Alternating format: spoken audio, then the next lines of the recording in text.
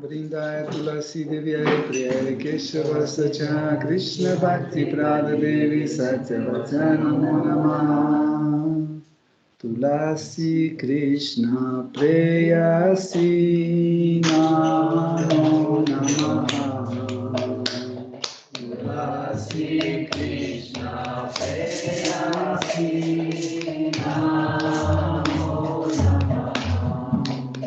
Radha Krishna Seva Bhavo Ei Abhinasi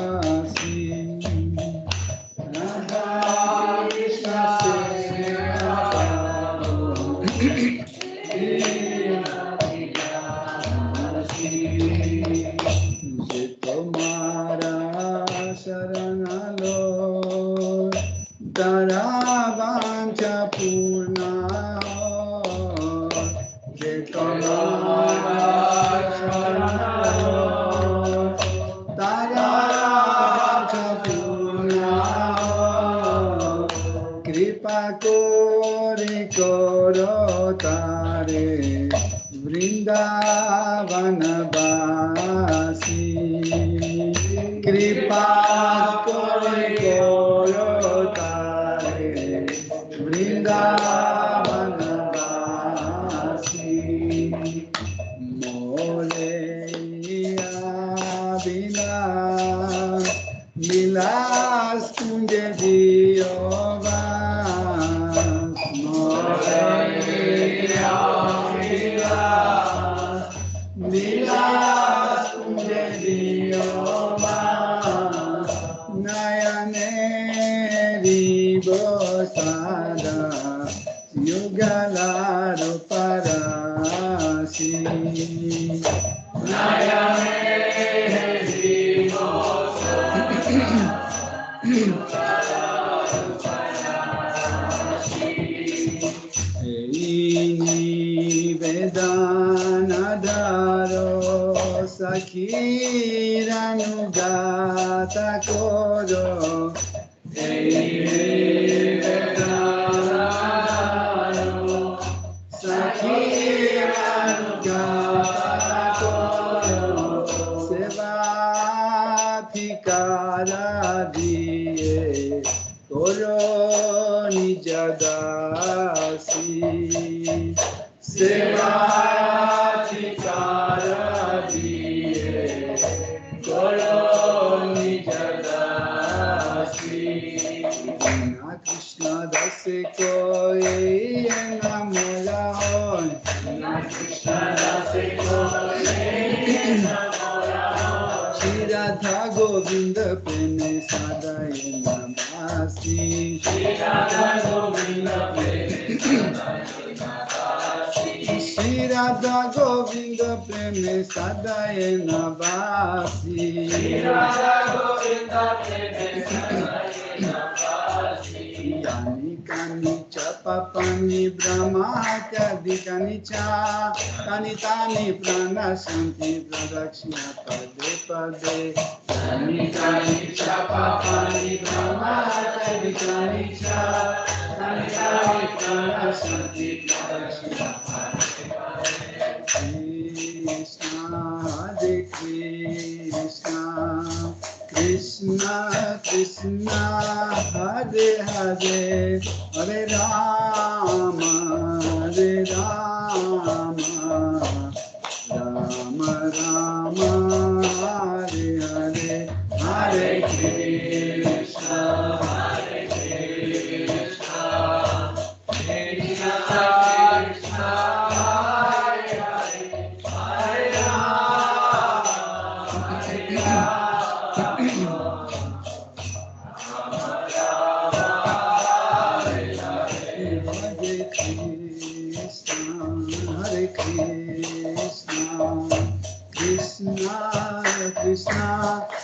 Hare Hare Rama Hare Rama Rama Rama Hare Hare Hare Krishna Hare Krishna Krishna Krishna Hare Hare Rama Hare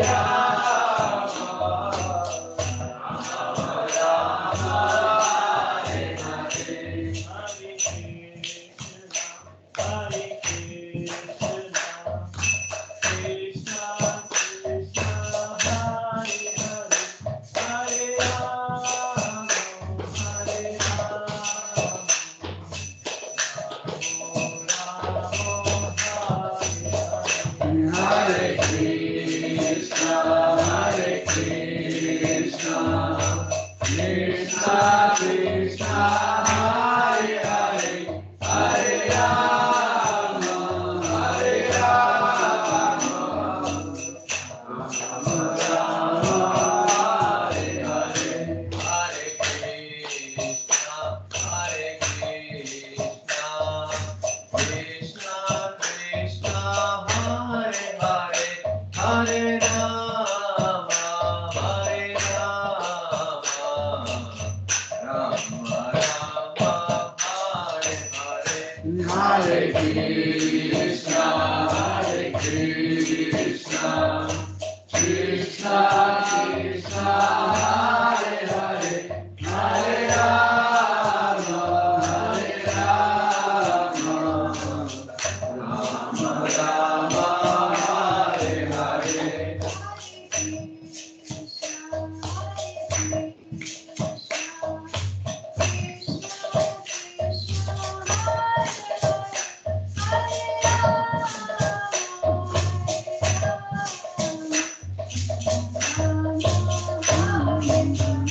Hare Krishna, Hare Krishna, Krishna Krishna, Hare Hare, Hare Rama, Hare Rama,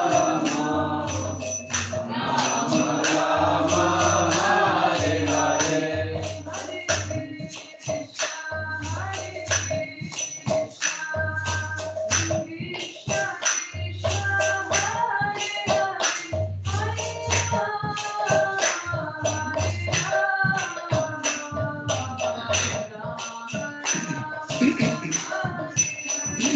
Hare Krishna, Hare Krishna, Krishna Krishna, Hare Hare, Hare Rama, Hare Rama,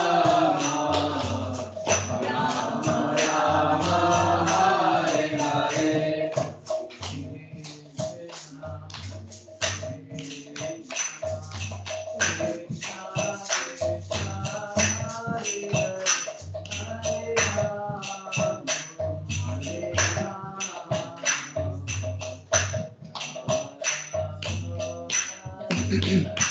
Hare Krishna, Hare Krishna, Krishna Krishna, Hare Hare, Hare Rama, Hare Rama,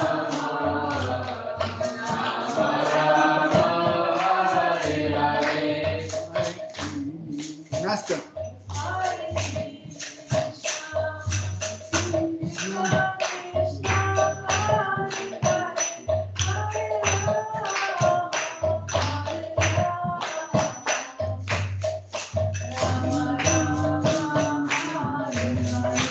Hare Krishna, Hare Krishna, Krishna Krishna, Hare Hare, Hare Rama, Hare Rama, Rama Rama, Hare Hare, Hare Krishna, Hare Krishna, Krishna Krishna, Hare Hare, Hare Rama, Hare Rama, Rama Rama, Hare Hare,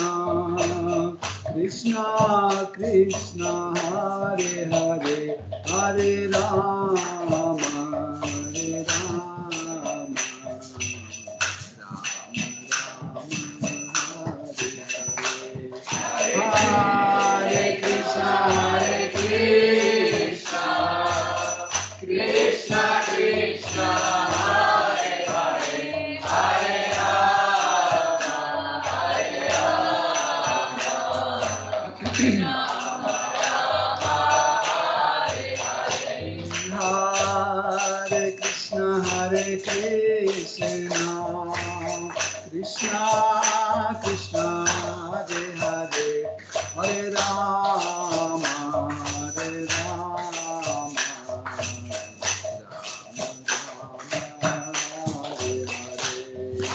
Hare Krishna Hare Krishna Krishna Krishna Hare Hare Hare Rama Hare Rama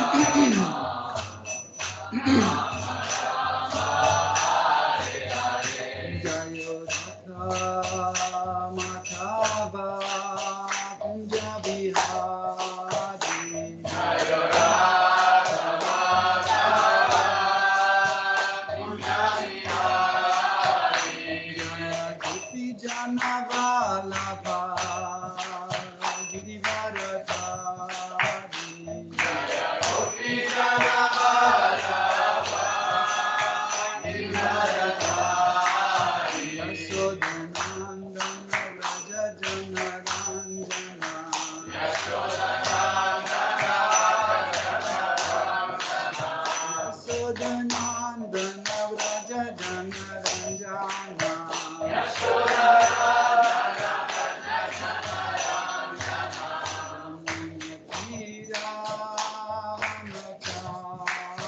Yamuna Tira Vanachari Yamuna Tira Vanachari Yamuna Tira Vanachari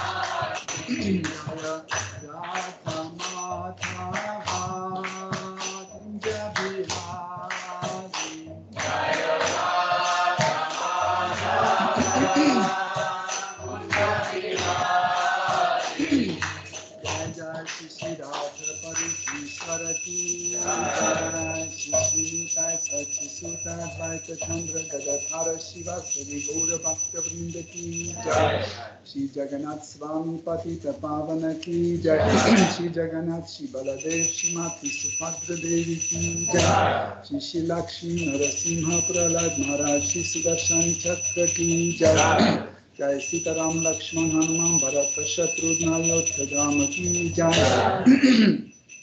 Shri Gaur Nitai Ki Jai Shri Gauranga Nitai Goshai Ki Jai Shri Radha Govinda Ki Jai Tulsi Maharani Bhakti Devi Ki Jai Saraswati Devi Ki Jai Shri Guru Parampara Ki Jai Shri Prabhupada Patit Pavana Ki Jai Tut Lavadura Samde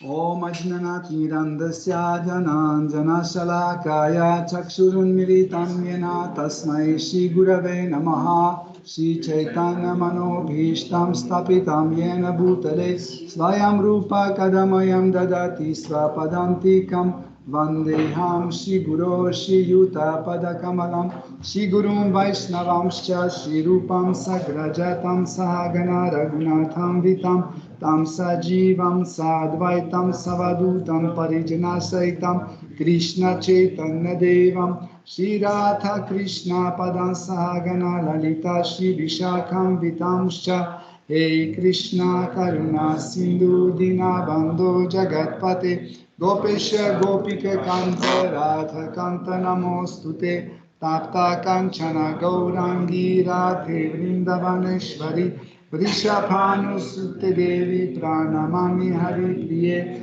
Vancha Kalpata Rubhyascha Kripa Sindhubhya Eva Chaha Patitanam Pavanebhyo Vaishnavebhyo Namo Namaha Nama Om Vishnu Padaya Krishna Preshtaya Bhutale Srimate Bhaktivedanta Swami Niti Namine Namaste Sarasvati Deve Gauravani Pracharine Nirvishesha Shunyavadi Paschatya Deshatarine Jai Shri Krishna Chaitanya Prabhu Nityananda Shri Advaita Gadadhara Shri Vasadi Gaura Bhakta Vrinda Hare Krishna Krishna Krishna Hare Hare Hare Rama Rama Rama Hare Hare Hare Nama Eva Kevalam Kalunasteva Nasteva Nasteva Gatiranyataha. Om Namo Bhagavate Vasudevaya. Om Namo Bhagavate Vasudevaya. Om Namo Bhagavate Vasudevaya. Om Namo Bhagavate Vasudevaya. Om Namo Bhagavate Vasudevaya. Om Namo Bhagavate Vasudevaya. Hare Krishna, cher Devo, bienvenue à Yoga Lyrique. Donc, Shorakat, est-ce que tu veux bien traduire pour Vaibhav?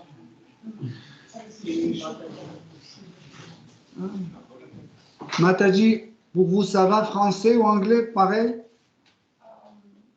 Vous préférez anglais ou français? Anglais. Dans ce cas-là, vous pouvez vous asseoir là-bas, comme ça. Voilà ce qu'on va faire. Vous mettez ici, en fait. Tu mets ici, et Vaibhav, tu mets là.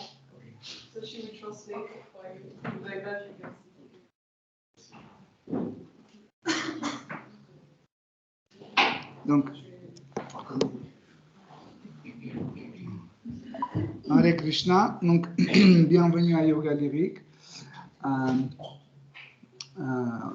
Aujourd'hui, nous reprenons notre étude de Srimad Bhagavatam.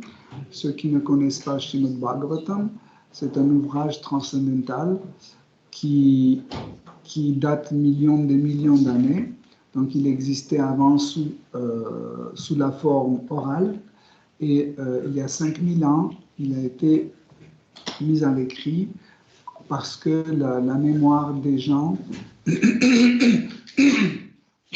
était oubliée. En fait. Mais, en fait, ne pensez pas que la tradition orale a disparu. Toujours en parallèle avec la tradition écrite, il y a toujours en parallèle la tradition orale. Des fois, les gens n'arrivent pas à apprécier la tradition orale. Pourquoi? Parce qu'ils veulent avoir des preuves écrites. Vous voyez? Et souvent, il n'existe pas parce que c'était une transmission orale. Même par exemple dans les religions juives, hein, quand Moïse a donné la loi écrite, en parallèle, il donnait aussi les lois spirituelles qui restaient toujours sous la forme orale. Mais toujours il y avait cette question, au fil des années, plus ça avançait dans le temps, moins les gens croyaient à ce qui est oral. Pourquoi? Parce qu'en fait, ils voulaient toujours avoir les épreuves écrites. Hein. Dans la tradition chrétienne, pareil. Donc, il y a des branches chrétiennes qui maintiennent toujours cette voie orale. Et malheureusement, l'Église officielle ne les accepte pas parce qu'on ne les voit pas dans les écritures canoniques, ou autrement dit, dans les écritures officielles. Donc, déjà, tout ce qui est dans Srimad Bhagavatam, ce qui est à l'écrit, c'est énorme. Srimad Bhagavatam contient 12 chants, 12 chants dans lesquels il y a plusieurs sujets écrits. Srimad Bhagavatam touche tout en premier le sujet de la relation entre fidèles de Dieu et Dieu lui-même. Srimad Bhagavatam explique les infinies formes que la vérité absolue peut se manifester, parmi lesquelles Srimad Bhagavatam explique aussi les formes de l'absolu avec lesquelles nous pouvons entrer en contact et créer une relation. Ainsi que Srimad Bhagavatam écrit bien détaillé, il présente la création de ce monde matériel et en parallèle, il y a une description large du monde spirituel. ce que vous ne trouverez pas dans une autre tradition, hein. Ni dans la tradition musulmane, ni la tradition juive, ni chrétienne, ni bouddhiste, dans aucune tradition. Donc, ainsi que le Srimad Bhagavatam explique la construction de tout cet univers, pas à pas, il y a la présentation de toutes les énergies qui participaient à cette création. Il y a tout sujet qui concerne qui est lié à la psychologie humaine, végétale, animale, etc., etc. Ainsi que Srimad Bhagavatam parle de la nature, de la protection de la nature, parle de relations interplanétaires. Il explique aussi la vie sur les autres planètes, ainsi que Srimad Bhagavatam dont la connaissance élémentaire est approfondie dans la médecine ayurvédique, ainsi que la connaissance dans la psychologie, astrologie, l'art de la guerre, etc. Donc, je ne détaille pas tout, mais d'après toute cette description, vous pouvez avoir une idée à quel point Srimad Bhagavatam est une connaissance profonde. Okay? Donc, nous sommes dans un épisode où les 10 fils de roi Prachinabharhi sont allés dans la nature, en fait, pour pouvoir faire une profonde méditation, pour arriver à purifier leur corps et leur conscience pour pouvoir engendrer un enfant. Donc, aujourd'hui, ça ne se fait plus. Donc, pour engendrer un enfant, qu'est-ce qu'il faut faire? Il faut coucher avec quelqu'un, c'est tout. Mais c'est une approche qui n'est pas sérieuse. À l'époque, avoir un enfant, c'était une énorme responsabilité. Pourquoi? Parce que si on engendre un enfant, on prend une responsabilité. Si cet enfant devient un bandit ou un tueur en série ou autre, donc nous sommes responsables de ces actes. Hein, quelqu'un peut dire, oui, mais ce n'est pas notre problème, hein, on lui a donné son corps, après il se débrouille. Non, parce que déjà on a créé son corps a ses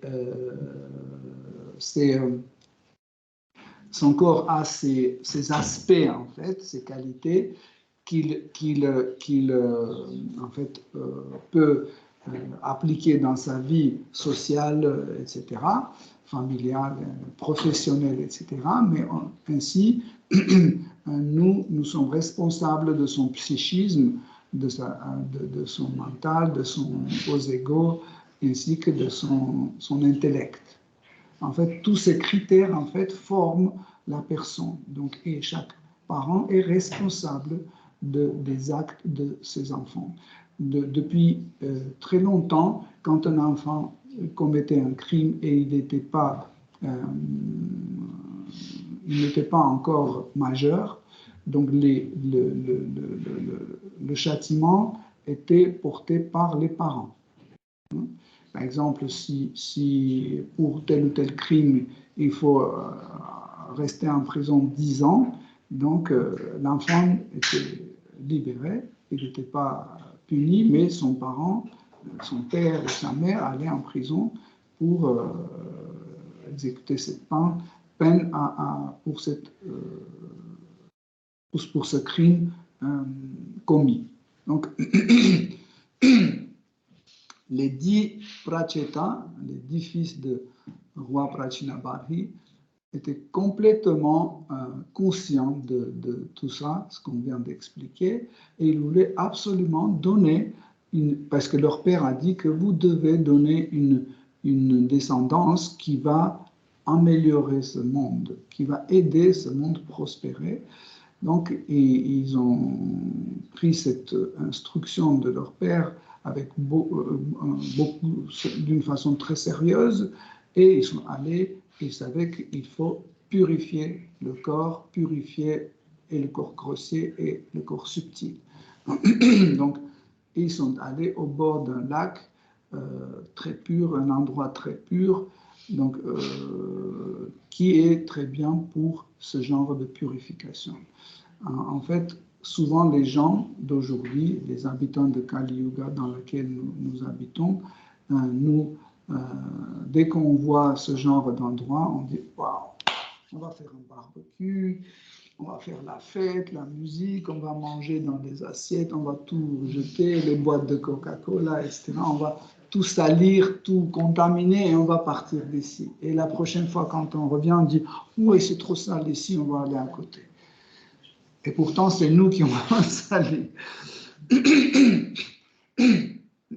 Mais ils ont choisi cet endroit justement parce que c'était pur, et ils ont choisi cet endroit pour entrer dans la méditation, pour se purifier. Les détails de cette méditation, on verra quelques conférences plus tard. Et quand ils sont arrivés sur le lieu de ce lac, avec toute son équipe musicale et spirituelle, est sorti Seigneur Shiva, qui a accueilli en fait ces 10 prachetas, parce que ces 10 prachetas étaient très déterminés dans leur quête spirituelle et voulaient absolument leur donner le savoir spirituel. Et nous sommes dans cet épisode où Seigneur Shiva, dans cette connaissance spirituelle, a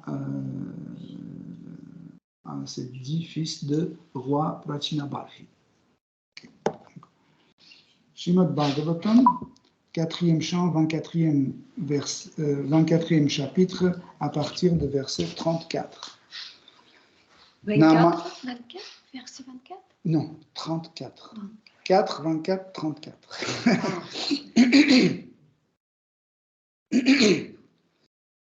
Nama pankajanaphaya bhuta sukshmendriyatmane vasudevaya shamtatya kutasthaya svarochishe. La traduction. Ô Seigneur, de par le lotus issu de ton nombril, tu es à l'origine de la création. Tu es l'ultime maître des sens et de leurs objets.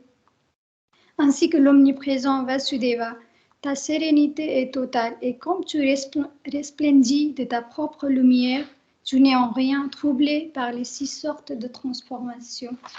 Teneur reporté par ici Bhaktivedanta Swami Srila Prabhupada. Oui, jusque-là. Dans son aspect de Garbhodakasai Vishnu, le Seigneur est étendu dans l'océan Garva, au sein de notre univers, et une fleur de lotus pousse de son nombril. Brahma naît de cette fleur de lotus et entreprend la création du monde que nous connaissons. Ainsi, le Seigneur suprême, Garbhodakasai Vishnu, se trouve à l'origine des sens matériels et de leurs objets. Et puisque Shiva se considère comme l'un des produits de l'univers matériel, ses sens sont dirigés par le Créateur suprême. Le Seigneur souverain est également nommé Rishikesa, le maître des sens, ce qui indique que nos sens et leurs objets ont été créés par lui. Il peut donc bien en être le maître et, dans sa miséricorde, les utiliser à son service.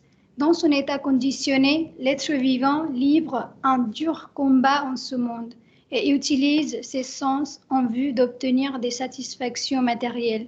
Toutefois, s'il bénéficie de la miséricorde du Seigneur suprême, il pourra utiliser ces mêmes sens au service du Seigneur. Shiva souhaite ne pas être fourvoyé par ses sens matériels. Il désire plutôt se vouer à jamais au service du Seigneur sans être sujet à la souillure des influences matérielles. Grâce à la miséricorde et à l'aide de Sri Vasudeva, l'omniprésent, on peut utiliser ses sens pour le service de dévotion sans dévier de cette voie, tout comme le Seigneur agit sans être dévié par quoi que ce soit. Merci. Vous n'avez pas froid? Okay. Donc, si vous vous souvenez, vendredi dernier, durant la conférence, nous avons expliqué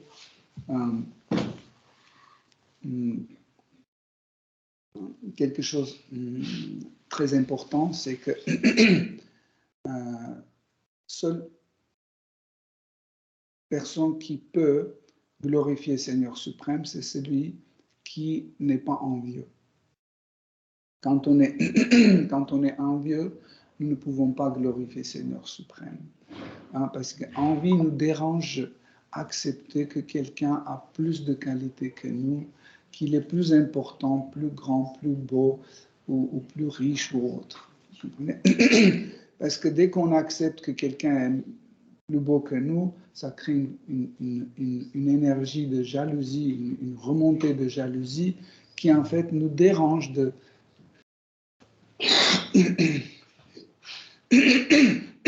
qui nous dérange en fait de glorifier. Surtout quand il s'agit de Seigneur suprême qui est le possesseur de toute qualité, parce que l'absolu ou Dieu Seigneur suprême, il est le possesseur de toute qualité, de tous les aspects. Si vous vous souvenez, nous avons expliqué une fois que les aspects de Seigneur suprême sont infinis. Donc, le Seigneur suprême peut être en même temps le plus petit et le plus grand. Il peut être le plus gentil et le plus méchant. Il peut être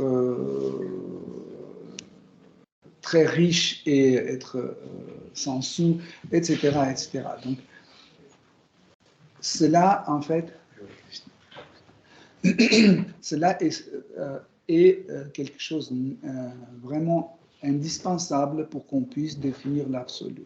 Parce qu'il suffit de dire une chose qui manque à l'absolu, il n'est plus un absolu.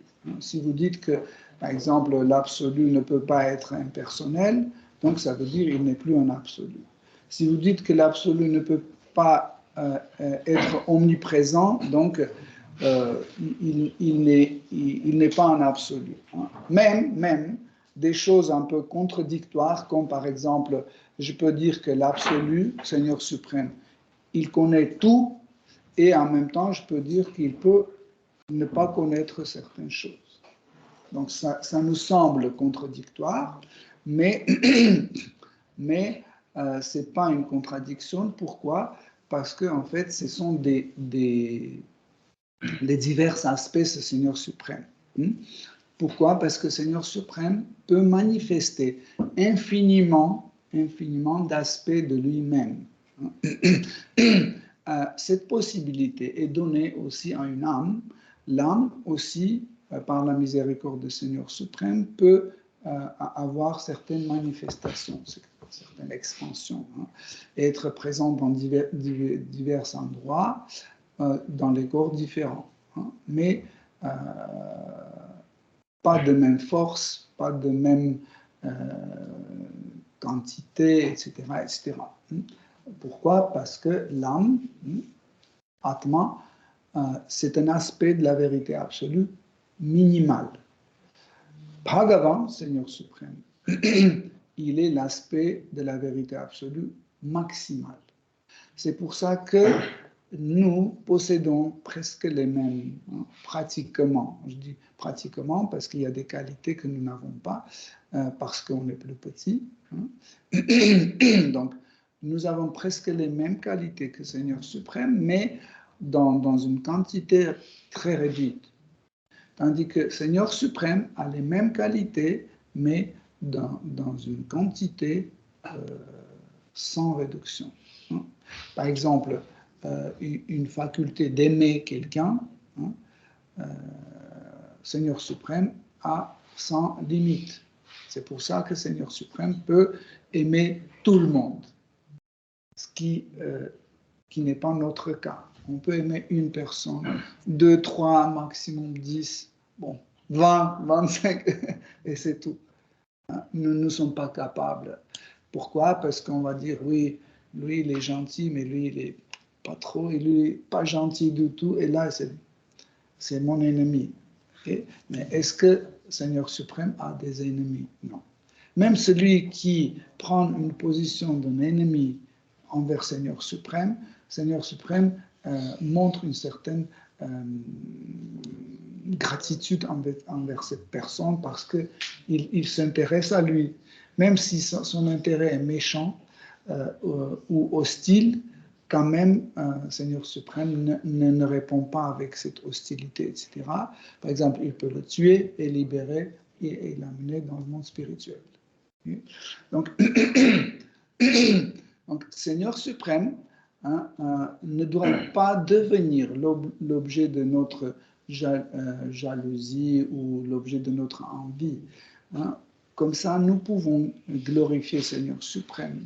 Vous connaissez, il y a différentes méthodes de bhakti, pas méthodes, différentes formes de bhakti que nous connaissons. Il y a 9 méthodes, Shravanam, Kirtanam, Vishnu Smaranam, Vandanam, etc., etc. Donc, tous ces 9 formes de bhakti, de service dévotionnel, on va trouver dans le discours de Seigneur Shiva. Donc, Seigneur Shiva, en glorifiant le Seigneur suprême, en montrant les qualités de Seigneur suprême, il montre aussi, en fait, comment nous pouvons servir Seigneur suprême dans ces 9 formes de service. En fait, pourquoi on dit 9? Ce n'est pas toutes les formes, sauf que ces 9 formes, ce sont des formes les plus importantes, surtout les premiers 2 ou 3. Ces 3-là, Shravanam, Kirtanam, Vishnu Smaranam, ça veut dire écouter, chanter ou parler et se souvenir de Seigneur suprême. Donc ces 3-là, ce sont les plus importantes formes de service dévotionnel. Et dans ces louanges, dans ces louanges, en fait, Seigneur Shiva, il glorifie Seigneur suprême de telle façon que nous commençons à comprendre qui est Seigneur suprême. Ça, c'est extraordinaire comme méthode.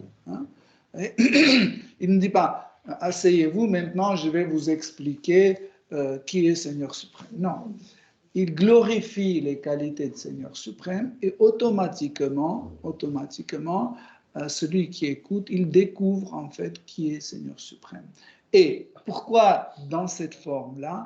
Parce que si c'est quelqu'un qui est complètement abandonné à Seigneur suprême, qui le glorifie, il nous contamine en fait par ses attitudes envers Seigneur suprême.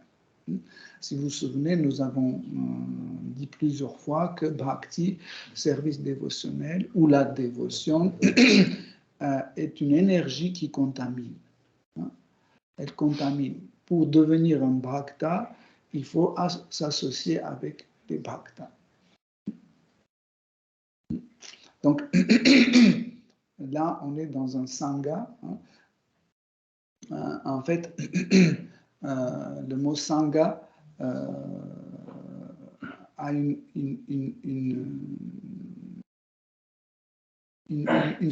un certain sens, en fait, plusieurs sens, mais le sens principal du mot Sangha, c'est une association dans laquelle nous puisons un plaisir. Parce qu'il y a aussi Asanga. Asanga, c'est quand c'est désagréable. Tu rencontres quelqu'un et c'est désagréable. Donc ça, c'est Asanga. Aussi, on dit Satsanga. Satsanga, le mot Sat veut dire droite, juste, correct, et aussi dit sain. Donc, Satsanga, ça veut dire avoir une association avec les gens qui sont sains, qui sont droites, qui sont justes. Mais aussi, il existe Asat Sangha, c'est une mauvaise association. Asat, ça veut dire qui n'est pas juste, qui n'est pas droite, qui n'est pas bon. Donc, nous devons éviter Asat Sangha et chercher Satsanga qui va nous aider, en fait, d'être contaminés par ces émotions qu'un dévot porte envers Seigneur suprême. Donc, Seigneur Shiva, c'est une manifestation de Dieu, la personne suprême. On peut aussi dire Seigneur suprême. On peut dire en direct Seigneur suprême. Srimad Bhagavatam explique comment ça se passe que Seigneur suprême, il manifeste son identité sous la forme de Seigneur Shiva. Donc, comme dans le cas de Brahman impersonnel, par exemple, comment il arrive que Krishna, Seigneur suprême, il manifeste cet aspect impersonnel. C'est quand l'absolu ou Seigneur suprême rentre dans une méditation sur ses propres qualités, sans entrer dans la relation avec les autres êtres vivants, donc il se manifeste comme Seigneur suprême sous la forme de Brahman impersonnel. Donc Brahman impersonnel, c'est aussi un absolu, mais il est coupé en fait de relations personnelles avec les êtres vivants. Même quand on obtient Sayujya Mukti, la libération impersonnelle, ça veut dire quand on rentre dans Brahma Jyoti, dans l'éblouissance de Seigneur suprême, qui a un aspect impersonnel, même en se trouvant dans ce type de relation, nous nous séparons de Seigneur suprême d'une façon inattendue, parce que on dit que en fait quand on rentre en contact avec l'absolu en rejetant notre identité, on devient un, écatva, on devient un. Okay? Donc rejeter en fait la relation personnelle, ça veut dire devenir un. Quand on est un, on n'a pas la deuxième personne avec laquelle on peut rentrer dans une relation personnelle. Voilà pourquoi, en fait, Krishna manifeste infiniment des aspects, de ces aspects, pour que chaque être vivant trouve pour lui-même ce qu'il cherche. Donc, ainsi que dans le monde matériel, nous avons beaucoup des êtres vivants incarnés dans les corps matériels qui veulent entrer aussi avec Seigneur suprême dans un type de relation différente. Et Srimad Bhagavatam explique que Krishna prend la forme de Shiva quand il veut rentrer en contact direct avec la matière. Qu'est-ce que c'est le contact direct avec la matière? C'est ce que nous faisons chaque jour. Par exemple, mon corps est composé de la matière, en fait, de l'énergie matérielle. Ce que je touche, ce que je sens, ce que je vois, etc., tout cela est l'objet de sens, et le sens même est composé de la matière, de la même énergie. En fait, c'est important pour comprendre. J'espère que j'explique clairement et ça ne sera pas trop difficile à comprendre. En fait, mon œil, c'est un sens. La fleur que je vois, c'est l'objet de sens. Okay? Mais les deux sont composés de la même matière, de la même énergie. Okay? Vous voyez? Comme le marteau et le clou. Le marteau est composé de fer, le clou est composé de fer aussi. Mais c'est deux objets différents et ils ont des usages complètement différents. Nous aussi, en fait, nous sommes composés de la même énergie, en fait, et l'objet de sens et le sens aussi sont composés de la même énergie. Par exemple, le sucre, c'est un objet de sens. Ma langue, c'est le sens. Donc, deux de la même matière, mais ils manifestent deux fonctions différentes. Okay? Manifeste deux fonctions différentes. Donc, et Krishna prend la forme de Seigneur Shiva en utilisant l'énergie matérielle. Donc ça, c'est aussi un phénomène extraordinaire. Donc, pourquoi? Parce que l'énergie matérielle est tellement forte, tellement importante, tellement puissante, que personne ne peut la faire ce qu'il veut.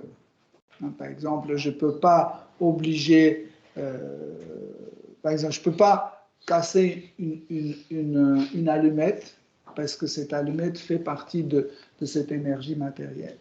Pour que je puisse casser cette allumette, je dois utiliser la même énergie, mes doigts. Est-ce que vous voyez ce que je veux dire?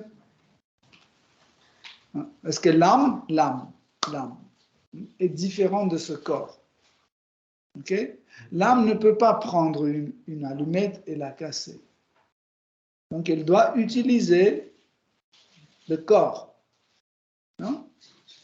Utiliser le corps pour casser cette allumette. Cette allumette et le corps, ce sont de la même énergie. Énergie matérielle. Okay? Donc, ça veut dire tout ce qui se passe en fait dans le monde matériel,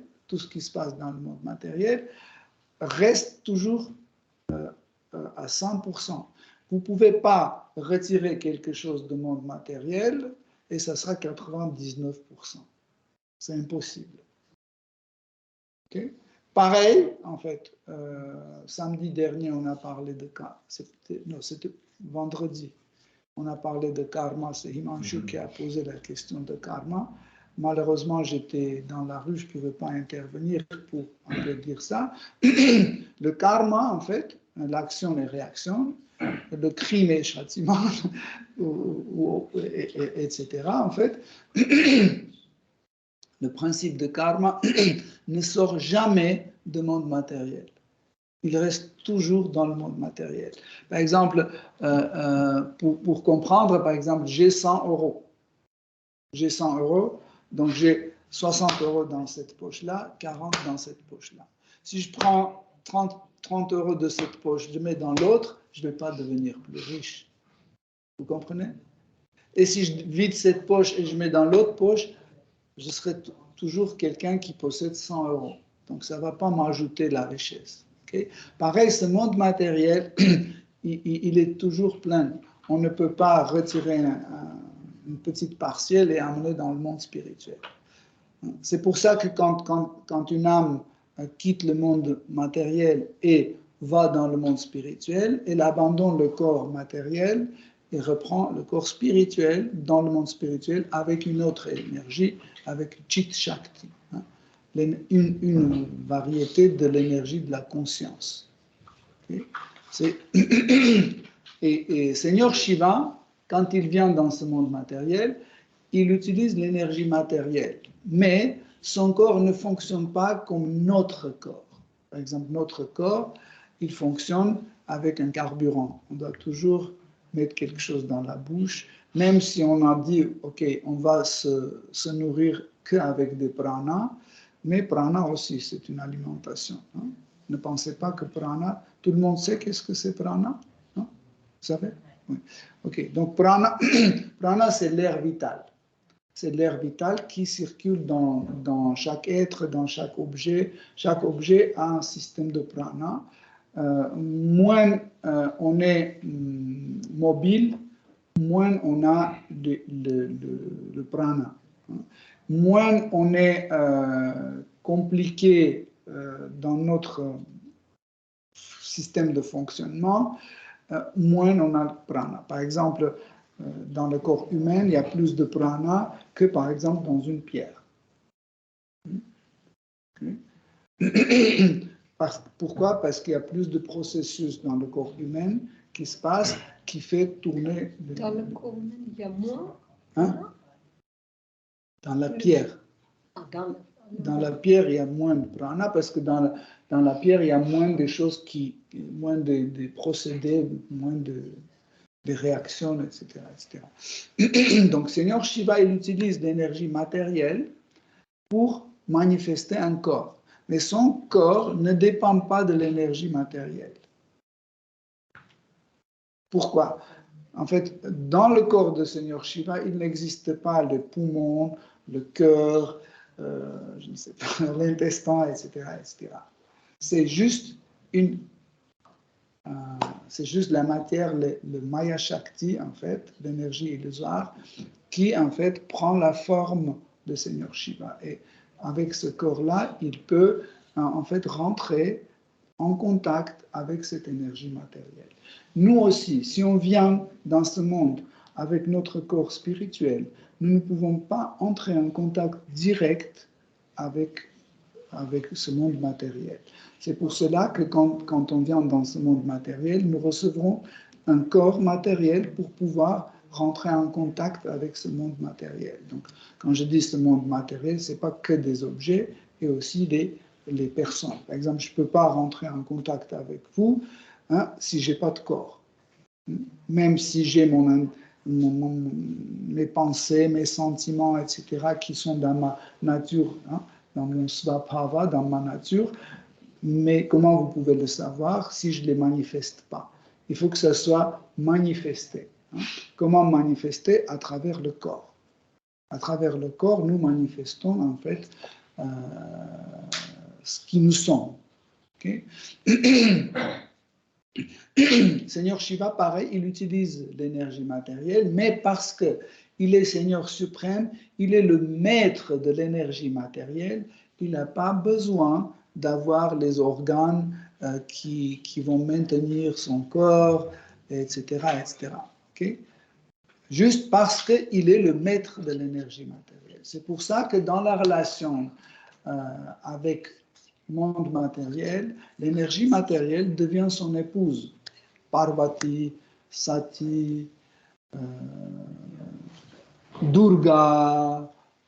Bon, vous connaissez les noms d'épouses de Gauri, aussi, c'est une de ces noms. Elle a beaucoup de noms.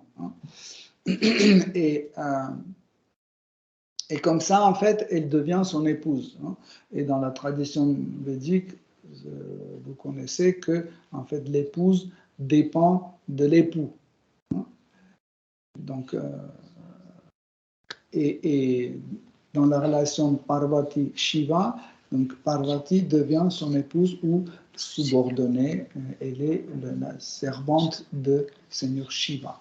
Donc, je vous ai expliqué ça en quelques mots pour que ça soit compréhensible que, en fait, même quand Seigneur Shiva utilise l'énergie matérielle pour créer son corps n'a pas l'influence sur lui. C'est lui qui a une influence sur le corps et le corps de Seigneur Shiva ne le rend pas dépendant de ce monde matériel. Pourquoi? Parce qu'il est le maître de ce monde matériel, de cette énergie matérielle. Nous sommes dépendants. Parce qu'il suffit que vous ratez le repas du matin ou le repas de midi, vous ne mangez pas 2 jours, c'est fini. Tout de suite, votre dépendance, n'est-ce pas, se manifeste. Ah, c'est pas possible. Ou il fait un peu chaud. Ah, ou il fait froid. Ou à quel point nous dépendons de l'énergie matérielle. Okay? Seigneur Shiva, il ne dépend pas. Okay? Donc, pour qu'on comprenne de quoi il s'agit. Mais Seigneur Shiva vient de ce monde matériel, c'est une manifestation extraordinaire pour servir Seigneur suprême. Il veut aussi prendre le plaisir d'un dévot. C'est un peu, ça ressemble un peu à la mission de Sri Chaitanya Mahaprabhu qui est venu il y a 400 ans. Vous vous souvenez, il a pris en fait la forme et l'humeur, pas la forme, mais l'humeur. Il a pris l'humeur de une de ses dévotes, Srimati Radharani, qui aime infiniment Krishna, il a pris cette humeur pour sentir, en fait, celui qui aime Dieu, qu'est-ce qu'il ressent? C'est un peu la même chose. Donc, aussi, Seigneur Shiva, dans ce monde matériel, il veut goûter, en fait, le bhakti. Il veut goûter bhakti. Donc, le bhakti est tellement, la dévotion, le bhakti est tellement sucré que même Seigneur suprême lui-même, il veut goûter. Et il tombe sous sa charme. Vous comprenez? Il tombe sous sa charme. Quand Krishna voit son reflet dans un miroir, il tombe sous sa charme. Incroyable. Merci. Sous son charme. Voyez? Et en fait aussi le divertissement de Sri Chaitanya Mahaprabhu a commencé quand un Seigneur suprême, chez Krishna, il a vu son reflet dans l'eau, il a dit c'est qui cette personne extraordinaire? Et il a tombé sous son charme. Okay? Donc, Seigneur Shiva, pareil, dans ce monde matériel, il vient et chaque fois, quand il y a une des manifestations de Shri Krishna, il vient tout de suite pour voir, observer ces divertissements, mais aussi, sous telle ou telle forme, Seigneur Shiva participe à ces divertissements. Par exemple, quand Shri Chaitanya Mahaprabhu est venu, Seigneur Shiva et son épouse, ils sont venus tous les deux sur la terre, ils ont pris différentes formes en même temps, et il participait au divertissement de Sri Chaitanya Mahaprabhu, à tel point que même il s'est réuni avec Seigneur Vishnu dans le corps d'Advaita Acharya pour participer au divertissement de Sri Chaitanya Mahaprabhu. Donc,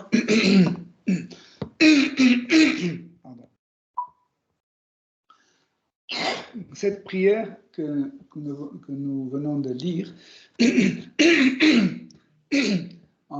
en train de glorifier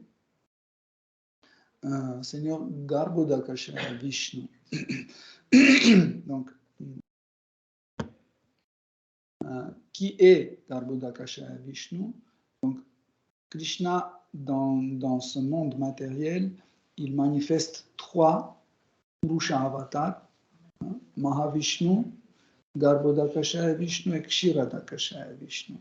Donc, Mahavishnu, c'est Maha veut dire le grand. Vishnu veut dire de supérieur, on peut traduire comme ça, le suprême. Voilà, supérieur ou le suprême. Donc, Mahavishnu, c'est le grand suprême, on peut dire comme ça. Donc, qui est allongé dans l'océan causal du monde matériel. Et à travers son corps, il manifeste différents univers matériels. Et après, il donne deuxième manifestation, Purusha.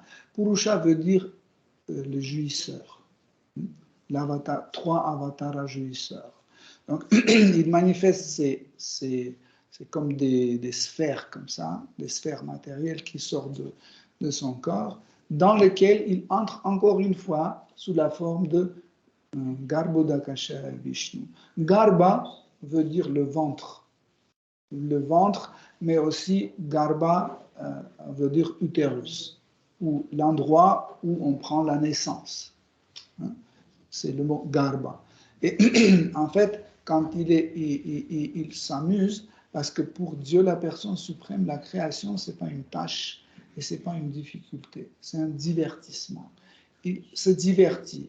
Donc, et dans ce divertissement-là, quand il est aussi plongé dans l'eau de cet océan causal, en fait, qui sort de son corps, parce que derrière, il y a la manifestation de Sheshanaga qui réchauffe cet univers tellement...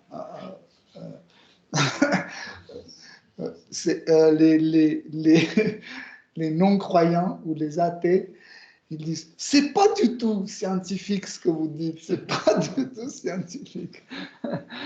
Mais en fait, Seigneur Balaram, le Seigneur Shankarshan, il prend la forme de Sheshanaga et il se glisse en dessus. C'est comme un canapé, en fait. Il fait des ronds comme ça dans lesquels Seigneur Garbhodakasaya Vishnu peut s'allonger tranquille. Et après, c'est comme un serpent avec infiniment de têtes. Hein. Et ces têtes commencent à le glorifier. Hein. Il chante les prières, il glorifie Seigneur suprême.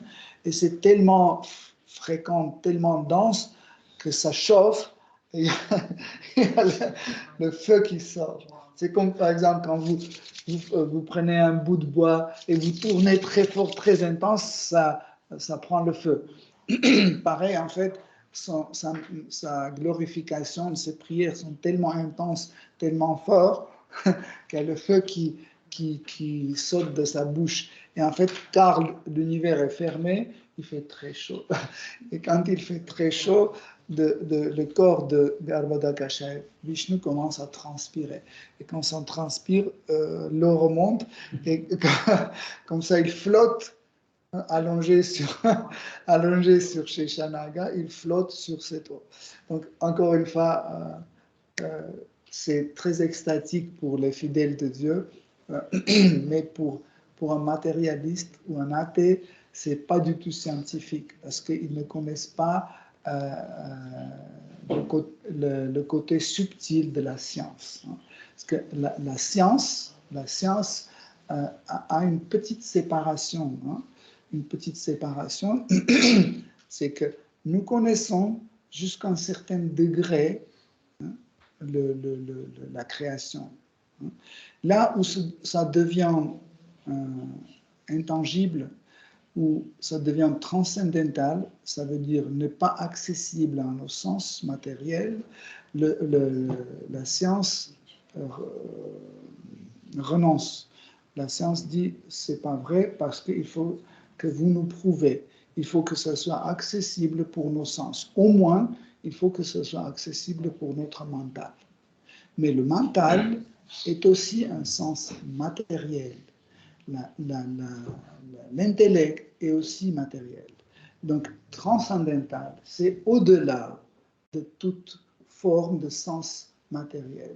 Donc, c'est pour cette raison-là, les scientifiques, hein, les mauvais scientifiques, parce qu'il y a des bons scientifiques aussi, les mauvais scientifiques, ils arrivent, hein, à la seuil où la transcendance commence et ils ne peuvent pas aller loin parce qu'ils doivent accepter l'existence de l'absolu. Pour eux, l'absolu n'existe pas. C'est une faute. Mais il y a beaucoup de scientifiques aujourd'hui qui sont très sérieux.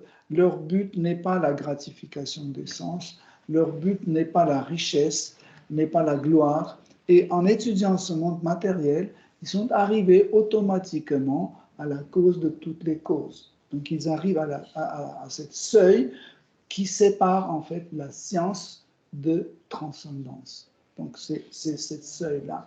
Et quand ils comprennent ça, quand ils acceptent l'absolu, ils commencent aussi à percevoir le transcendantal. Okay? Donc, imaginez pourquoi j'ai dit que pour Seigneur suprême, ce n'est pas une tâche, ce n'est pas un boulot, créer ce monde, c'est un divertissement. Et dans sa méditation, il fait pousser en fait dans l'eau qui est accumulée dans son nombril. Vous savez, quand on fait ça, je ne sais pas comment dire ça en français, quand on s'amuse dans l'eau, voilà. Hein? Quand on barbote dans l'eau comme ça, il y a l'eau qui vient, et puis ça reste dans son nombril, vous voyez. Et après, dans sa méditation, il fait pousser un lotus de son nombril. C'est un divertissement. Okay? Bon, imaginez qu'on vous fait comme ça, tac. Vous pouvez faire ça aussi. Sûrement, vous le ferez. En rentrant chez vous, vous faites couler un bain, vous vous allongerez et vous commencerez à se divertir en faisant pousser ça. Hein? C'est pareil comme le principe de karma, quand les gens n'acceptent pas que nous pouvons prendre un corps animal ou végétal, n'est-ce pas? Mais à chaque fête, ils font ça. Ils mettent des masques de cochons, des masques de... Ils pensent que... Qu'est-ce que cela veut dire? Pourquoi ils aiment bien ça? Pourquoi ils ont des personnages dans des dessins animés ou dans les films, Avatar, machin? Ils veulent toujours avoir une sorte de transformation animale. On met des oreilles, la queue, etc. Parce qu'il y a cette tendance. Ils veulent aussi goûter en fait le plaisir dans un corps animal ou végétal. Donc, c'est parce qu'ils ne connaissent pas le principe de karma et réincarnation. Donc, Seigneur Shiva, en fait, quand il rentre dans cet univers matériel, donc, il est comme un murti. Le mot murti veut dire ce qui a pris la forme. Donc, Krishna aussi, quand il vient dans ce monde, il utilise aussi l'énergie matérielle pour se manifester. Comme ici derrière moi, vous voyez Jagannath, c'est un murti. En fait, il a utilisé l'énergie matérielle, la terre, les couleurs, etc., pour prendre cette forme, pour rentrer avec nous en communication. Pourquoi on arrive à communiquer avec Jagannath? Parce que, en fait, il est devenu, pour lui, en fait, par sa miséricorde, il est devenu un objet de sens pour nous. Parce que nos sens sont matériels et nos sens ne peuvent voir que la matière. Okay? Pour cela, Seigneur suprême utilise la matière pour que ça devienne compatible, pour qu'on puisse le contempler. Vous voyez en fait la nuance? Okay? Donc il peut exister sous cette forme-là. Moi, je ne peux pas exister sur cette forme-là. Comme je vous dis, ça fait déjà 5 ans qu'il est là, il ne nous a jamais demandé de manger, de boire, etc. Mais on le nourrit quand même. Mais il ne dépend pas de la nourriture, de carburant ou autre. Vous comprenez? Ça veut dire qu'il peut maîtriser l'énergie matérielle. L'énergie matérielle ne lui rend pas dépendant. Tandis que notre cas, c'est que l'énergie matérielle nous rend dépendants d'elle. Donc, ici, Seigneur Shiva, dans ce verset, il donne l'exemple il dit que tu es Garbhodakashaya Vishnu. Ça veut dire tu es la source de la création de cet univers. Intéressant, vous allez voir que ici, Seigneur Shiva, il parle de Garbhodakashaya Vishnu. Pourquoi il ne parle pas des autres formes de Krishna, comme Narasimha ou Varaha ou autres? Parce qu'en fait, dans la tête de 10 pracheta, de ces 10 frères, dans leur tête, en fait, Seigneur suprême peut être accepté sous cette forme-là. En fait, c'était aussi leur goût. Par exemple, Shiva pouvait dire que, en fait, vous savez, Seigneur suprême, c'est un petit pâtre qui joue la flûte à Goloka Vrindavan, qui joue avec les petits veaux, avec ses copains et copines, etc. Donc, les 10 prachets, ils pouvaient ne pas comprendre cet aspect de Seigneur suprême. Et pour cette raison, en fait, Seigneur Shiva présente l'aspect de Seigneur suprême à 4 bras pour qu'ils puissent en fait rentrer dans leur humeur qui leur permet de saisir ou percevoir Seigneur suprême. Okay? C'est important à comprendre. Et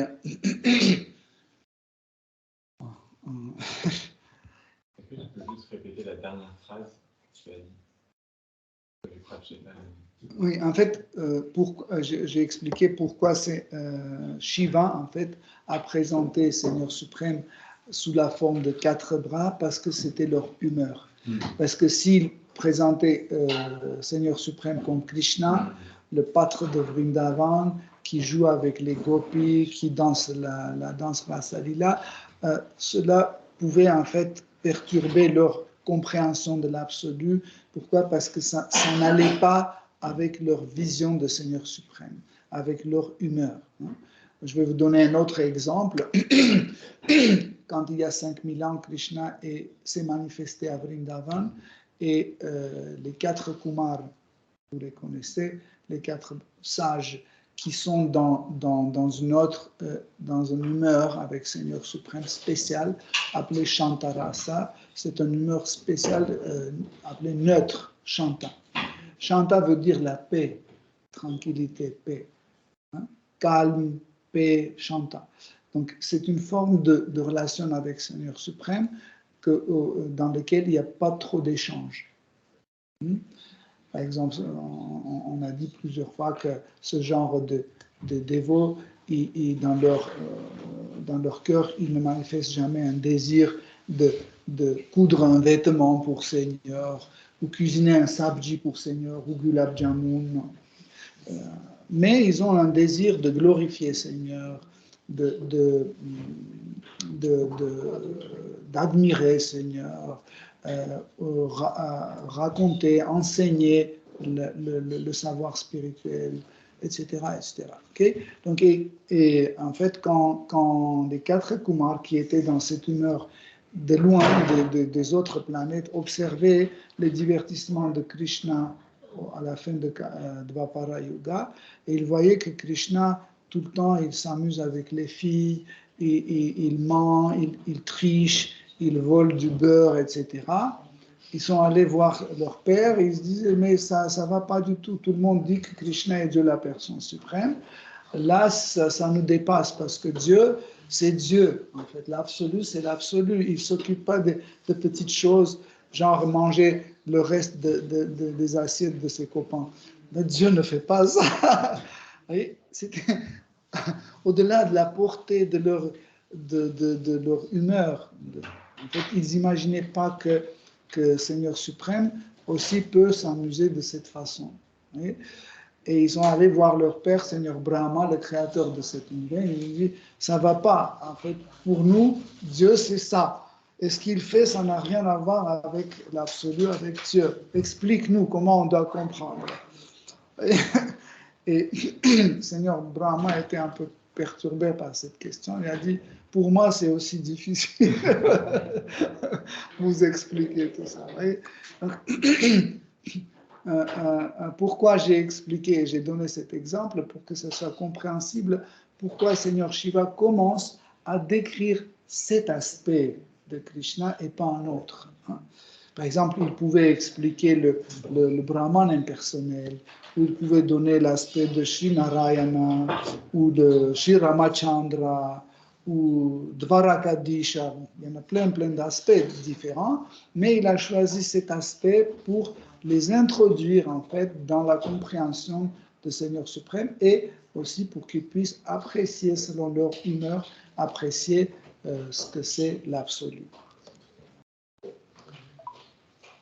Voilà, et je vais finir le verset. Le Seigneur Shiva dit qu'en fait, il est le maître des sens et des objets des sens. Ça aussi, c'est un concept très important. Par exemple, un simple être vivant, donc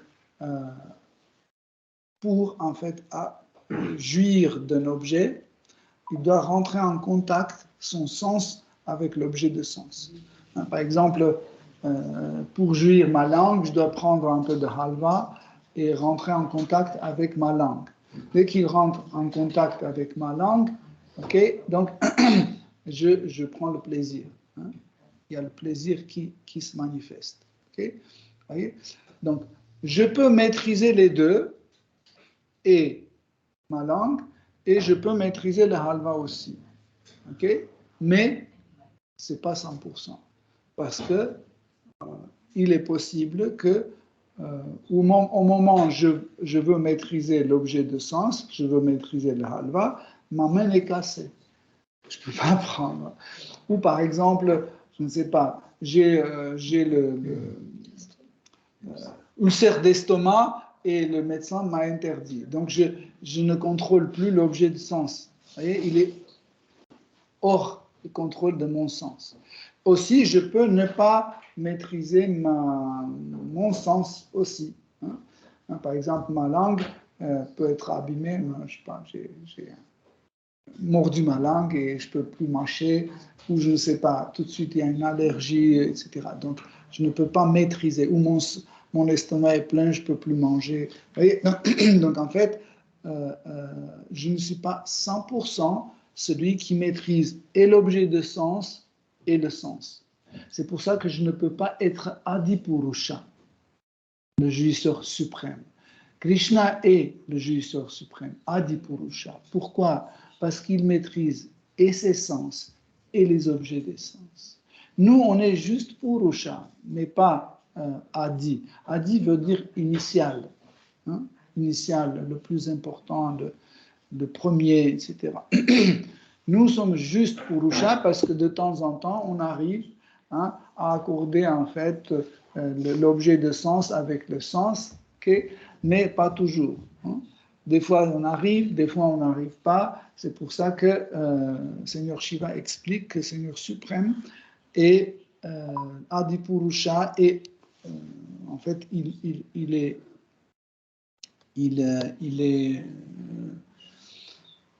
celui qui maîtrise et les objets des sens et les sens. Mais aussi, il dit que il est comme parce qu'il a une existence éblouissante. Il a une existence éblouissante. Personne ne peut perturber sa félicité. Donc, vous connaissez le mot Akshayananda. Donc, Ananda, c'est la félicité. Kshaya, ça veut dire destruction. Akshaya, c'est ce qu'on ne peut pas détruire. Donc, en fait, Seigneur suprême, c'est celui dont la félicité nous ne pouvons pas perturber ou détruire. Okay? Et Seigneur Shiva dit, c'est parce que ton existence est éblouissante. Vous pouvez dire, mais ça n'a rien à voir, éblouissante ou pas éblouissante, c'est que, vous voyez, cette lumière, imaginez qu'un jour, elle devient moins forte. Donc, vous commencez à douter, en fait, à sa supériorité, n'est-ce pas? Ça devient moins. Dès que ça devient moins, dès que ça s'éteint, la lumière s'éteint un peu moins fort, vous commencez à douter à sa supériorité. Et Seigneur Shiva dit qu'en fait, ton éblouissance ne descend pas, c'est toujours le plus comment on dit, pas rayonnant, mais à fond, le plus maximum. Fort, au maximum, on peut dire. En fait, la lumière, ton éblouissante est au maximum, donc cela veut dire que rien ne perturbe. Par exemple, vous voyez, maintenant, ça arrive, on peut dire, oui, la lumière dans cette... comment ça s'appelle? Dans cette lampe. Dans cette lampe, ok, sans perturbation. Pourquoi? Parce que la lumière est stable et forte. Il suffit qu'elle commence à clignoter, etc. On va dire non. En fait, il n'est pas suprême. Pourquoi? Parce qu'il y a quelque chose qui peut perturber en fait son éblouissance. Donc, il n'est pas absolu. Vous voyez, c'est quelque chose. En fait, Seigneur Shiva explique ça d'une façon assez extraordinaire. Okay? Comment comprendre en fait l'absolu. Et il dit que les 6 types de changements ne n'affectent pas. En fait, donc 6 types de changements, vous connaissez, c'est la naissance, la croissance, vieillissement, maladie, mort, etc., etc. Le désespoir. En fait, il dit que ces 6 types de changements que n'importe quel être vivant supporte, Seigneur suprême n'est jamais affecté. Donc, cette idée où les fidèles de de Jésus-Christ présente Seigneur suprême, barbu et vieux. C'est absurde hein, quand on nous montre le Père, l'aspect Père hein, de Seigneur suprême. Les artistes représentent toujours Dieu avec une barbe vieille, hein, blanche comme ça.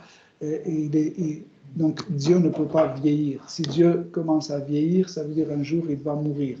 Donc la vieillesse ne doit pas affecter Seigneur suprême. Donc c'est une faux concept que les artistes ont amené parce que ils n'étaient pas instruits par Guru. Donc, dans la tradition Vaishnava, le Murtival, celui qui sculpte, qui dessine, qui peint Seigneur suprême, il est toujours instruit par Guru. Hein. Et ici, vous allez voir, en fait, aussi, Seigneur Shiva, il décrit la forme de Seigneur suprême, comment il est, etc. etc. Donc, et Guru aussi, il décrit en fait la forme de Seigneur suprême à son disciple, à Murtival, qui va en fait en se basant sur cette description peut faire la forme de Seigneur suprême. Mais malheureusement, ce n'est pas toujours le cas. Et en fait, nous devons comprendre que dans cette idée de Trimurti, en fait aussi ou Tritattva, on peut dire aussi. Hein, qu'est-ce que ça veut dire Tritattva? C'est Jésus, Saint-Esprit et le Père. C'est Tritattva, trois vérités ou trois substances. Donc, quand on regarde, en fait, Jésus c'est Shakti Avesha Avatar, Saint-Esprit c'est le Shakti et le Père c'est le Bhagavan, Seigneur suprême. Hein, mais il y a 500 ans, le Seigneur est venu sous la forme de Panchatattva. Il y avait 5 en fait vérités.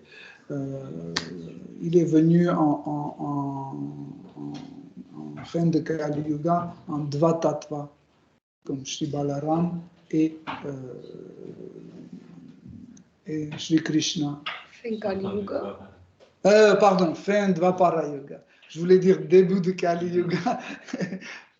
En fait, c'était début de Kali Yuga et fin Dvapara Yuga. Il est venu sur Dvatattva aussi.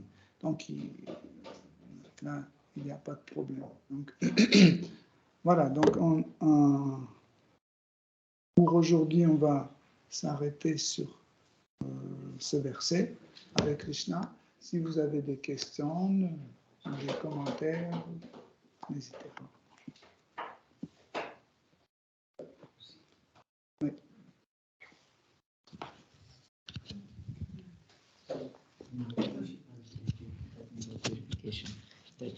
The sense for purification. So can you start? In the initial part of the lecture, you were talking about purification, the 10 sense for purification below the water.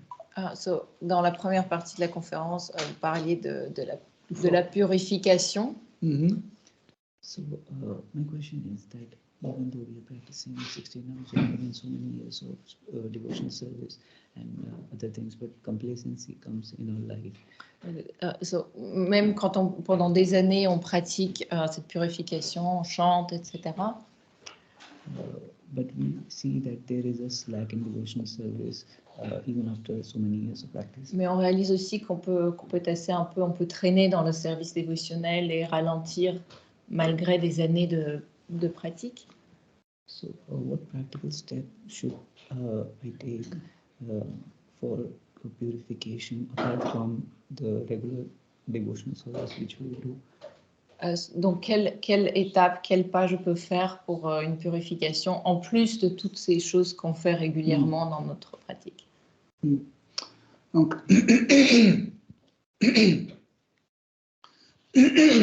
les écrits sacrés expliquent que, en fait, notre pratique, notre sadhana, notre pratique, doit être dirigée par Guru. par le maître spirituel. Si nous ignorons les instructions de gourou, ou nous pensons qu'on n'a pas besoin de gourou, donc notre pratique spirituelle commence à freiner, très fortement commence à être freinée. Pourquoi il y a des cas quand un sadhaka, un pratiquant, commence à pratiquer, mais des années, il reste sur le même endroit, sur le même point. Pourquoi? Parce qu'il a peur de gourou. Il a peur de gourou. Il a peur d'aller et dire à gourou, maître, pourquoi j'ai des problèmes dans ma vie spirituelle? Pourquoi il a peur? Parce que gourou va dire, il faut que tu renonces ça. Oh non, si je vais renoncer ça, oh ma vie va devenir pauvre, je vais plus manger du chocolat, je vais plus manger plus ce que je veux, je peux pas aller là, je dois être ça, je vais me lever tôt. Oh non, mieux que je garde ma distance, là, et quand gourou arrive, je dois tourner ma tête comme je le vois pas, parce que sinon il va m'engager dans un service. Oh non. C'est pas la peine. Moi, je le vois. Ah, il est là. Moi, je ne savais pas. En réalité, c'est ça qui freine. Mais dans la Bhagavad Gita, Krishna dit la méthode. La question similaire était posée dans la Bhagavad Gita par Arjuna. Arjuna a dit comment avancer dans la vie spirituelle. Et Krishna dit pour avancer dans la vie spirituelle, il y a une méthode. Il faut que tu trouves gourou, quelqu'un qui a compris la vérité. Tu t'abandonnes à lui, tu le sers avec une dévotion et humblement pose des questions. C'est ça la méthode. Si on veut avancer dans notre vie spirituelle, on doit poser des questions. Toute la Bhagavad Gita, c'est des questions-réponses, questions-réponses. Tout le Srimad Bhagavatam, les 12 chants, c'est des questions-réponses, questions-réponses. C'est ça la méthode d'avancement dans la vie spirituelle. Pourquoi, des fois, on n'a pas de questions, vous savez? J'ai expliqué ça, je vais expliquer encore une fois. Pourquoi on n'a pas de questions? Parce qu'on n'a pas de pratique. Dès que nous commençons à pratiquer, les questions vont se poser. Vous comprenez? Et c'est là où on s'adresse humblement à Gourou. Qu'est-ce que ça veut dire, s'adresser humblement à Gourou? Cela veut dire que vous êtes sûr que Gourou va vous donner la bonne réponse.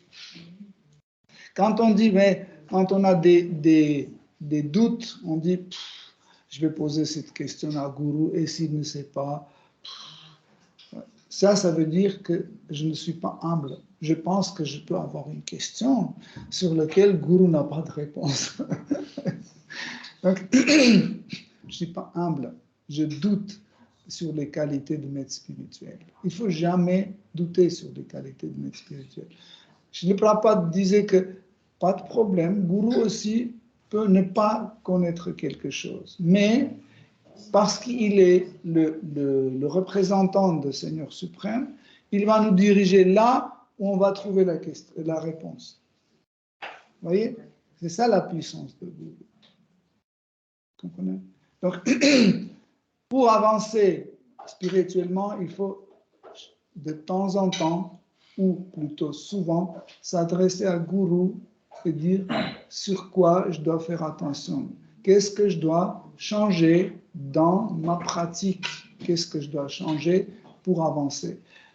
Si vous faites une pratique d'une seule façon et vous n'avancez pas, ça veut dire qu'il y a des choses dans notre pratique qu'on doit changer. Vous comprenez? Si par exemple, je veux cuisiner la soupe et je mets de l'eau froide et j'allume pas le feu, je peux faire cette expérience pendant des années et la soupe ne sera jamais cuite. Donc il faut que je fasse un changement, il faut que j'allume le feu. Ça, c'est un changement. Donc pour pouvoir progresser dans la vie spirituelle, il faut qu'on accorde notre sadhana avec le gourou. Gourou, c'est une manifestation de Krishna. souvent on pense que Guru c'est celui qui a donné notre initiation, c'est tout. Non. Chaque personne qui a les qualités de Guru, il peut nous aider à avancer spirituellement, c'est un Guru. Guru est un, parce que Krishna est un. Mais il peut se manifester à travers centaines de personnes. Okay? Mais pour qu'il occupe la position de Guru, il doit avoir les qualités de Guru. Dans l'Upadeshamrita, le nectar des instructions, Srila Rupa Goswami donne les qualités minimales de Guru, hein, les plus importantes qualités. Que Guru, c'est une personne qui doit maîtriser ses sens en premier.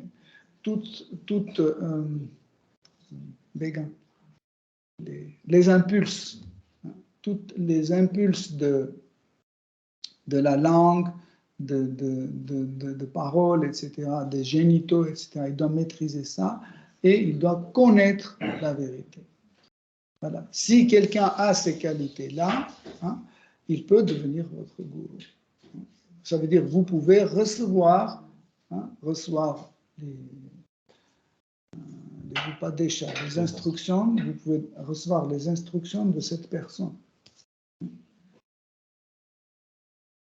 Donc, ça veut dire qu'il faut faire les changements dans sadhana. Si on ne fait pas de changements, ou bien on fait des changements sans l'opinion de Guru, hein, on commence à faire des austérités inutiles, on dit voilà, je vais arrêter de manger, ou je ne sais pas, je vais chanter à la place de 16 tours, je vais chanter, je ne sais pas, 150 tours, etc. Et au bout de 3 jours, notre sadhana commence à couler. Parce qu'on n'arrive plus à se réveiller le matin. Donc, il faut s'adresser à Guru, parce que Guru connaît le disciple. Il va dire, OK, pour le moment, le meilleur changement dans ta pratique, dans ton sadhana, c'est ça, c'est suffisant. Et comme ça, si on suit en fait les instructions de Guru, on obtient les changements dans notre vie spirituelle. Et on commence à avoir un progrès.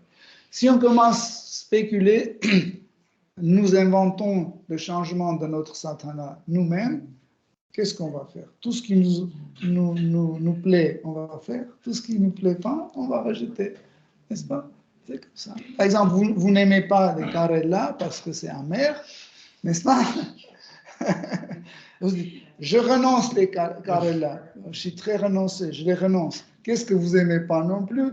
Je ne sais pas, les chutneys. Je renonce les chutneys aussi. Qu'est-ce que vous n'aimez pas? Je ne sais pas, tas de choses vous n'aimez pas. Je renonce. Ce n'est pas un renoncement. Le vrai renoncement, c'est la chose, en fait, à laquelle que vous êtes attaché. Vous comprenez? Et si vous gardez les choses auxquelles vous êtes attaché, ça veut dire que c'est une spéculation sur le changement de sadhana.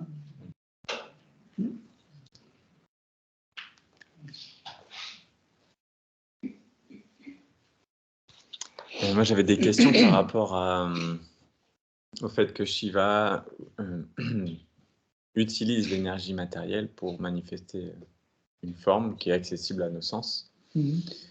Quelle est la différence entre cette action que fait Shiva et le fait que Jiva prenne aussi un corps dans ce monde matériel? En fait, comment mécaniquement quelle est la différence? Où est-ce que se joue la différence entre Jiva et Shiva?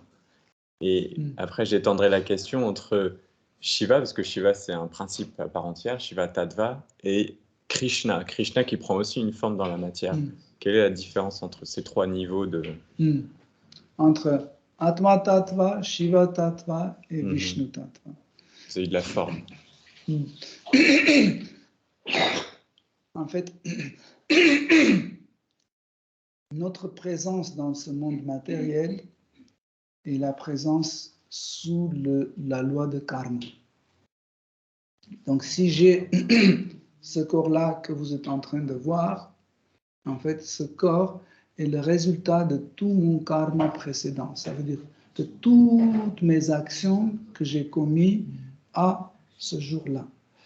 Chaque chaque ride signifie quelque chose. Hein. C'est pas comme ça que c'est apparu tout seul. S'il y a un cheveu blanc là, et l'autre c'est noir, et l'autre c'est blanc, et encore un blanc, et là c'est encore noir, chaque chose signifie quelque chose, un acte que j'ai commis précédemment. Vous comprenez? Pas seulement dans la vie précédente, mais dans toutes mes vies précédentes dans ce monde matériel. Parce que comme on a dit tout à l'heure, en fait, karma, c'est le principe qui fonctionne seulement dans le monde matériel. Même dans Brahman impersonnel, le principe de karma ne fonctionne pas. Dans le monde spirituel, ce principe ne fonctionne pas, ça fonctionne seulement ici.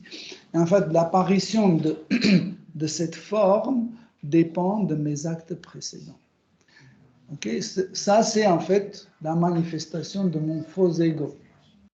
Qu'est-ce que ça veut dire, faux ego? Faux ego, c'est ma perception de mon identité, qui je suis. Par exemple, un chien, il est convaincu qu'il est un chien. C'est pour ça qu'il a cette forme-là. Une fille pense qu'elle est une fille. Pourquoi? Parce qu'elle est convaincue qu'elle est une fille, et c'est pour ça qu'elle a un corps d'une fille. En fait, je ne veux pas trop rentrer dans les détails, parce qu'en fait, c'est la conscience qui transforme la matière. Hein? C'est Chaitanya Shakti qui transforme, en fait, Maya Shakti. C'est une transformation. Pourquoi? Parce qu'en fait, la conscience, c'est une énergie qui pénètre dans toutes les énergies. Il n'y a pas une seule énergie qui peut éviter le contact avec Chaitanya Shakti, avec l'énergie de la conscience. L'énergie de conscience a le droit d'entrer en contact avec toutes les autres énergies. Par exemple, il y a des énergies qui ne peuvent pas contacter dans tel ou tel cas, etc., etc. Ça ne concerne pas l'énergie de la conscience. Elle rentre en contact avec toutes les énergies. Okay? Et en fait, quand on se retrouve dans ce monde matériel, on rentre en contact avec l'énergie matérielle à travers le faux ego. C'est le faux ego qui est le point de contact avec ce monde matériel. Ça veut dire la perception de moi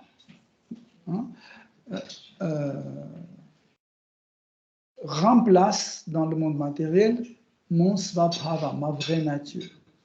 Parce que nous agissons selon notre nature.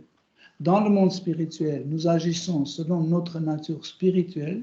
Dans le monde matériel, nous agissons selon notre fausse nature. Ça veut dire l'idée qui je suis. Okay? Donc, en fait, le faux ego, c'est un élément qui nous remplace le vrai ego, le svabhava, okay? Qui remplace ici. Donc, et en fait, ce faux ego canalise la conscience vers le monde matériel, vers l'énergie matérielle, et en contact avec les énergies matérielles, l'énergie matérielle prend différentes formes. La forme de fleurs, d'un ver, d'un chat ou d'un être humain. Hein? Parce que moi et cette fleur, nous sommes composés de même matière, de même énergie. C'est la même énergie. Mais comme on a dit, pourquoi je ne me mélange pas? Hein? Pourquoi je ne me mélange pas avec cette chaise sur laquelle je suis assis? Nous sommes la même matière. Pourquoi je ne me mélange pas avec mes vêtements? C'est la même matière, la même énergie. Hein? Pourquoi je ne me mélange pas? Pourquoi? Parce qu'en fait, il y a d'idées différentes. Hein? Les différentes idées. Moi, mon corps, c'est un concept. Le vêtement, c'est un autre concept. Tant qu'on maintient ces deux concepts séparément, donc ils ne se mélangent pas. Il suffit d'abandonner les deux concepts, ils vont se mélanger. Par exemple, mon corps, est abandonné par l'âme. L'âme coupe en fait son lien avec mon corps et automatiquement mon corps coupe le lien avec ce vêtement et je suis enterré quelque part. Qu'est-ce qui se passe?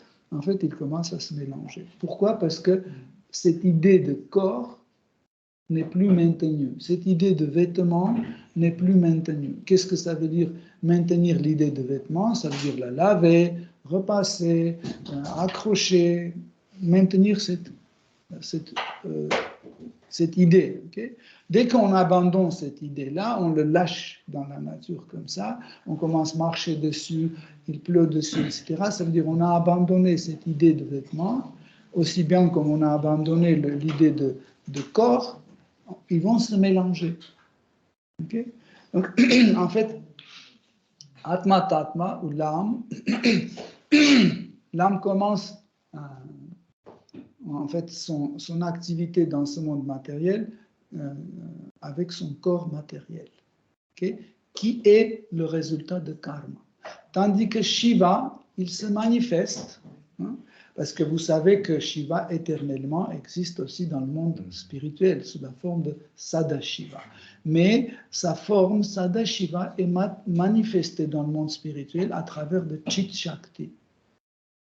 N'est pas Maya Shakti, Chit Shakti. Okay? Mais ici, il utilise Maya Shakti pour manifester en fait son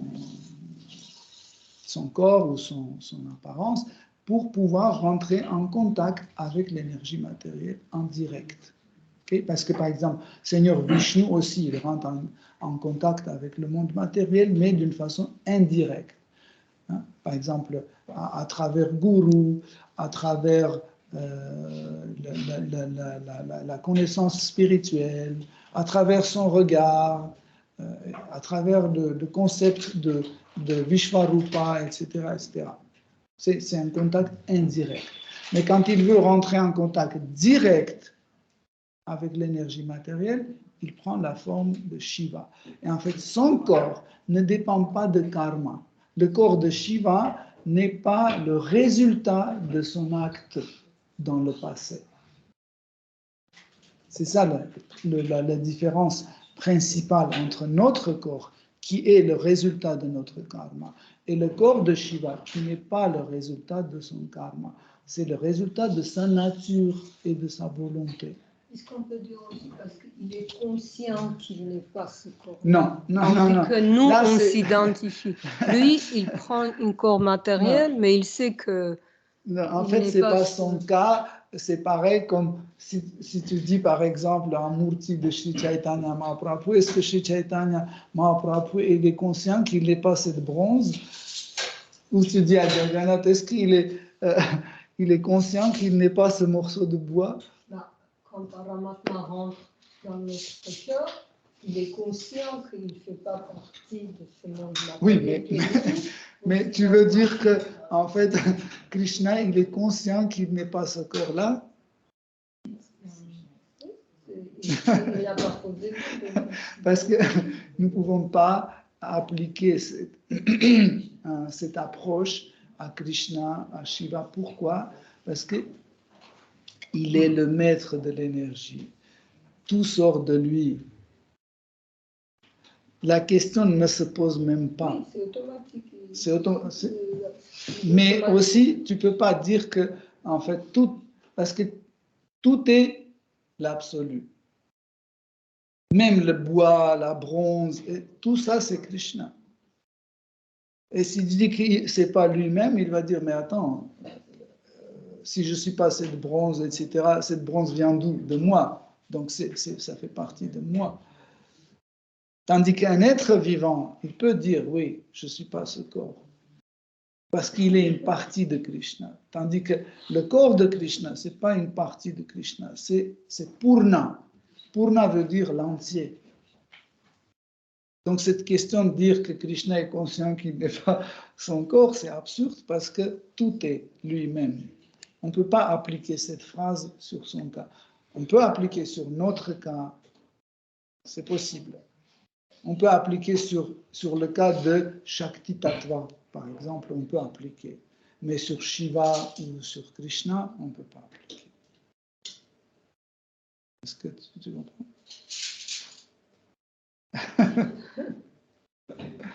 Donc je continue en fait. Donc, et aussi la différence en fait entre Shiva Tattva et Vishnu Tattva, en fait le terme de Tattva est utilisé aussi pour définir le caractère d'intervention, le caractère de divertissement qu'ils peuvent faire. Par exemple, le Seigneur Shiva peut faire une certaine quantité de divertissement, mais il ne peut pas faire tout ce que Seigneur Vishnu peut faire.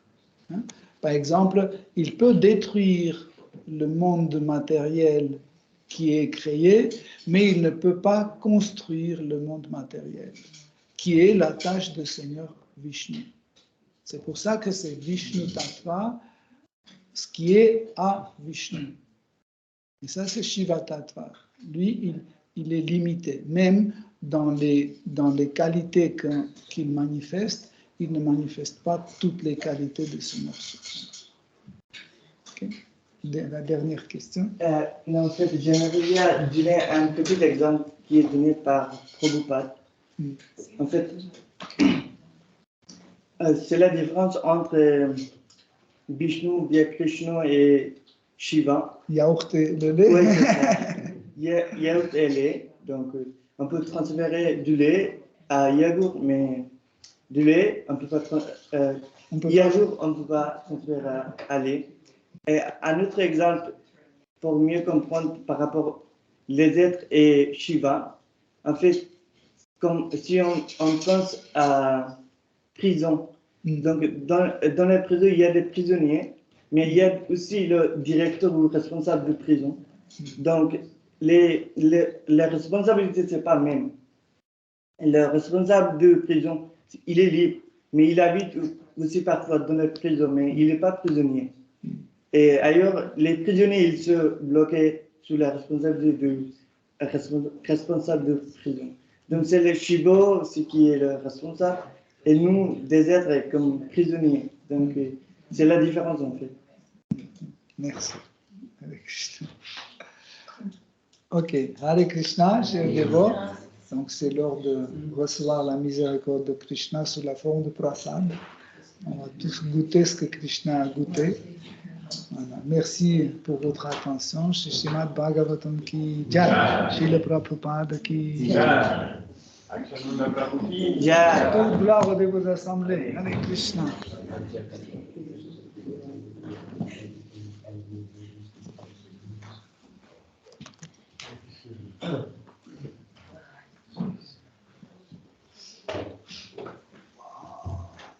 J'aime ces deux exemples.